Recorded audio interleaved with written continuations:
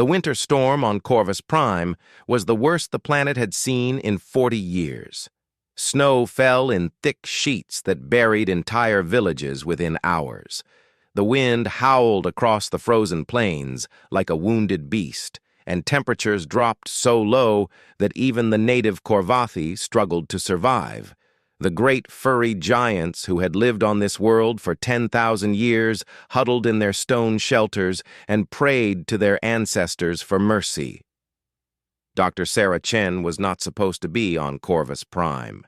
She was a xenobiologist stationed at the Human Research Outpost 3 kilometers from the nearest Corvathi settlement.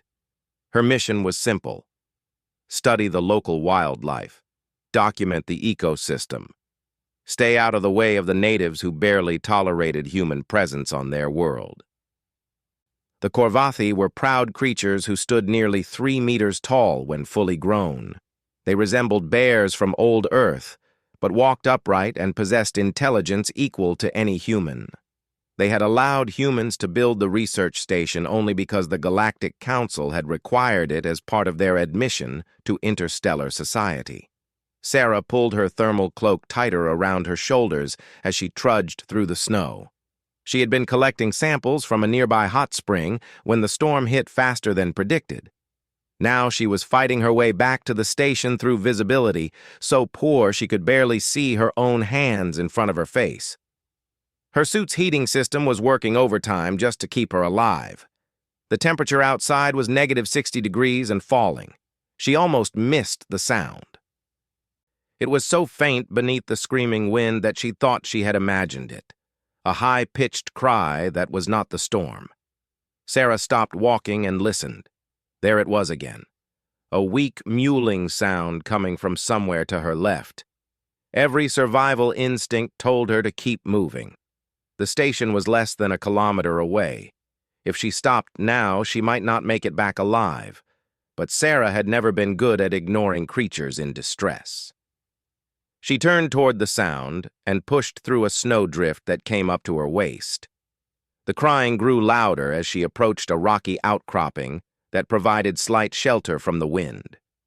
There, in a hollow between 2 boulders, she found the source. A Corvathi cub lay curled in a tight ball on the frozen ground. It was tiny compared to the adults Sarah had observed from a distance. Perhaps a meter long at most.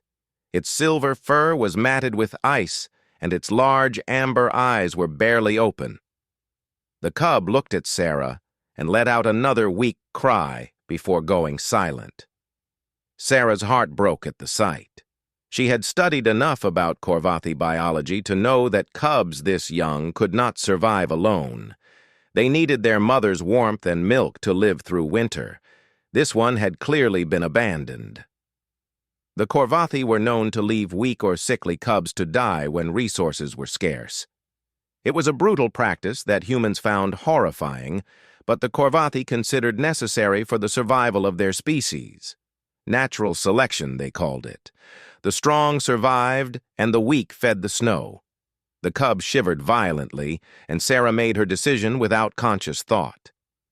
She unclasped her thermal cloak and knelt in the snow. The cold hit her like a physical blow, but she ignored it. She scooped the tiny creature into her arms and wrapped the cloak around both of them. The cub was lighter than she expected. It felt like holding a bundle of ice-covered bones. Sarah could feel its heart beating weakly against her chest as she stood and began walking toward the station. The journey took twice as long as it should have. Sarah had to stop repeatedly to adjust her grip on the cub and to rest her burning muscles. The cold seeped into her body despite the thermal suit. Her fingers went numb first, followed by her toes. She began to shiver uncontrollably, but she never once considered putting the cub down. Every time she looked at its small face pressed against her shoulder, she found the strength to take another step. The station appeared through the snow like a mirage. Sarah stumbled through the airlock and collapsed on the heated floor of the entry chamber. The cub stirred weakly in her arms as warm air washed over them. Sarah lay there for several minutes, just breathing and feeling sensations slowly return to her extremities. Then she forced herself to stand and carry the cub to the medical bay. For the next 3 days, Sarah did not sleep. She set up a warming chamber for the cub and monitored its vital signs constantly. She synthesized a formula based on her research into Corvathi biology and fed the tiny creature every 2 hours. The cub was female and severely malnourished. Sarah estimated she was perhaps 3 months old, which meant she should have been twice her current size. Something was clearly wrong with her, which explained why her mother had abandoned her. On the 4th day, the cub opened her eyes fully and looked at Sarah with clear awareness for the first time. Sarah was changing the bedding in the warming chamber when she felt small clawed fingers wrap around her wrist. The cub made a sound that Sarah had never heard before, a low, rumbling purr that vibrated through her entire body. Sarah felt tears prick at her eyes as she reached down and stroked the cub's soft silver fur. She named her Kira. It was against protocol to name research subjects, but Sarah had stopped thinking of Kira as a subject the moment she wrapped her in the cloak. Over the following weeks, Kira grew stronger and began to show her personality. She was curious about everything in the station. She followed Sarah everywhere like a furry silver shadow. She learned to recognize the sound of Sarah's voice and would come running whenever she heard it. Sarah taught her simple words in both Human Standard and Corvathi, which Kira picked up with surprising speed. The Corvathi found out about Kira 6 weeks after Sarah rescued her. A delegation of 3 adults arrived at the station on a clear morning when the storms had finally passed. They stood outside the airlock and demanded entry in voices that shook the walls. Sarah considered refusing, but she knew that would only make things worse. She opened the door and faced them alone. The leader was a massive male named Grakar, who served as the settlement's chief elder. His dark fur was streaked with gray, and his amber eyes held centuries of wisdom and suspicion. He looked past Sarah into the station where Kira was hiding behind a console, and his expression twisted into something between disgust and rage. "That creature was marked for death," Grakar said. His voice was a deep rumble that made Sarah's chest vibrate. "She was born weak and sickly. We left her to the snow as is our way. You had no right to interfere." Sarah stood her ground even though her heart was pounding with fear. "I found a dying child in the snow," she said. "I did what any person with a conscience would do. I saved her life." Grakar stepped closer, and Sarah had to crane her neck to look up at him. "You do not understand our ways, human. The weak must die so the strong can flourish. This is how we have survived for 10,000 years. By taking that cub, you have disrupted the natural order." Sarah felt anger rise in her chest, and she let it show in her voice. "The natural order you describe is cruel and unnecessary. Kira is not weak. She was sick and needed care. With proper nutrition and medicine, she is growing stronger every day. Your natural order would have wasted a life that has value." The 2 Corvathi behind Grakar growled at Sarah's words, but Grakar raised a massive paw to silence them. He studied Sarah for a long moment, with an expression she could not read. Then he looked at Kira, who had crept out from behind the console, and was watching the confrontation with wide, frightened eyes. "You have bonded with her," Grakar said quietly. "I can see it in both of you. This changes things." Sarah did not understand what he meant, but she sensed that the immediate danger had passed. Grakar turned to his companions and spoke rapidly in a dialect of Corvathi that Sarah could not follow. They argued for several minutes with much growling and gesturing. Finally, Grakar turned back to Sarah.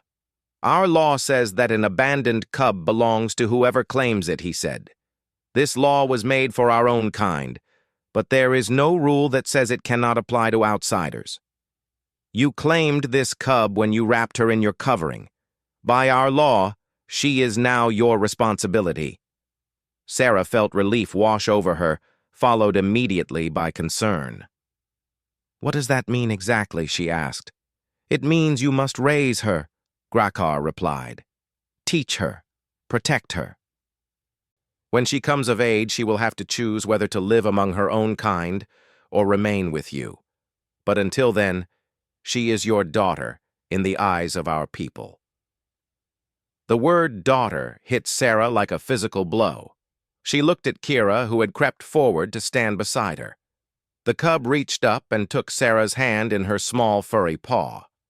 Sarah realized that somewhere in the past 6 weeks, she had stopped seeing Kira as a rescued animal or a research subject. She had started seeing her as family. The next 2 years were the hardest and most rewarding of Sarah's life. Raising a Corvathi cub while maintaining her research duties pushed her to her limits. Kira grew rapidly once she was healthy. By her first birthday with Sarah, she was nearly as tall as her adopted mother. By her second birthday, she towered over Sarah by half a meter. But despite her size, Kira remained gentle and loving with Sarah. She learned to control her strength so she could hug Sarah without crushing her. Sarah taught Kira everything she knew: science and mathematics, history and philosophy, music and art. Kira absorbed knowledge like a sponge and often surprised Sarah with insights that went beyond anything Sarah had taught her. She had inherited her people's keen intelligence along with a curiosity and creativity that seemed uniquely her own. The Corvathi watched from a distance during this time. Grakar visited the station periodically to observe Kira's progress. He never said much, but Sarah noticed that his expression softened over time. Other Corvathi began to visit as well. They brought gifts of food and crafts for Kira. They taught her songs and stories from their culture. Sarah realized that they were slowly accepting Kira despite her unconventional upbringing. The crisis came when Kira was 4 years old. A disease swept through the Corvathi settlement, killing dozens of their people within weeks. The human medical team at the station had treatments that could help, but the Corvathi were too proud to ask for assistance. They preferred to die rather than accept help from the same species that had once tried to colonize their world centuries ago. Sarah watched helplessly as the death toll climbed. She wanted to offer help, but she knew that forcing assistance on the Corvathi would only make things worse. Then Kira came to her with a plan. "Let me go to them," Mother Kira said, using the words she had adopted for Sarah years ago. "I am one of them, but I was raised by you. I can be a bridge between our peoples." Sarah wanted to refuse. The thought of Kira walking into a plague zone terrified her, but she looked at her daughter and saw not the helpless cub she had rescued from the snow, but a strong young woman who knew her own mind. Sarah gave her permission and tried not to cry as Kira walked out of the station toward the settlement. Kira was gone for 3 days. Sarah did not sleep. She monitored every communication channel and paced the station until she wore tracks in the floor. Finally, on the 4th morning, Kira returned. Behind her walked Grakar and a dozen other Corvathi. They came to the station and formally requested human medical assistance. The humans worked alongside the Corvathi for weeks, treating the sick and developing vaccines to prevent future outbreaks. The death toll stopped climbing and then began to fall. The Corvathi, who had looked at humans with suspicion, began to see them as allies. A bond formed between the two species that had not existed before. Grakar came to Sarah on the day the last patient was declared healthy. He knelt before her, which she had never seen a Corvathi do for anyone. "You were right, human," he said. "Your way is not our way, but it is not wrong. The cub you saved has saved us all." Sarah reached out and placed her hand on Grakar's massive shoulder. "She is not just my daughter," she said. "She belongs to both of us now, to both of our peoples." Kira stood watching with tears in her amber eyes. She had spent her whole life caught between two worlds. Now she understood that she did not have to choose. She could be the bridge that connected them. The orphaned cub who had been left to die in the snow had become the person who would change the relationship between humans and Corvathi forever. Years later, when historians wrote about the alliance between the two species, they would trace its origins to a single moment, a human woman walking through a deadly storm, a dying cub crying in the cold, and a choice made from pure compassion that changed the course of two civilizations. Sarah Chen never regretted wrapping that cub in her cloak. It was the best decision she ever made.